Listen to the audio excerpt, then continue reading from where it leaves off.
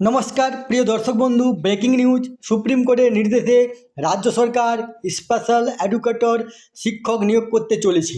আসুন আমরা ভিডিওর মাধ্যমে দেখে নেব যে এই নিয়ে পত্রিকাতে কী লিখেছে, কি সুপ্রিম কোর্টের রায়ে কতজন শিক্ষক নিয়োগ করতে চলেছে রাজ্য সরকার। তার আগে আপনারা অবশ্যই আমার চ্যানেলটি সাবস্ক্রাইব করবেন এবং সবার আগে ভিডিও নোটিফিকেশন পাওয়ার জন্য সামনের যে বেল আইকন আছে সেখানে প্রেস করে নোটিফিকেশন অল করে রাখবেন এবং ভিডিওর সাথে লাইক কমেন্ট শেয়ার করবেন। তাহলে দেখুন এই নিয়ে পত্রিকাতে কী লিখেছে।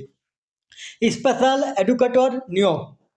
সুপ্রিম কোর্টের নির্দেশে 95 জন স্পেশাল এডুকেটরকে চাকরির সুপারিশপত্র দিতে চলেছে স্কুল সার্ভিস কমিশন। 14 এবং 16 মার্চ তাদের সুপারিশপত্র দেওয়া হবে।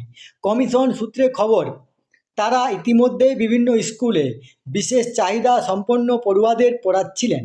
কোর্টের নির্দেশে তাদের মধ্যে এই 95 জনকে নির্দিষ্ট স্কুলে স্থায়ীকরণ করা হচ্ছে। এই কারণেই তাদের সুপারিশপত্র দেওয়া হবে। সোমবার এ নিয়ে বিজ্ঞপ্তি জারি হয়েছে, তাতে তাদের নাম এবং জেলার উল্লেখ রয়েছে। এদিকে এদিন প্রাথমিকে স্পেশাল এডুকেটর নিয়োগের জন্য নেওয়া টেটের ফল প্রকাশিত হয়েছে। শূন্যপদের সংখ্যা 2308।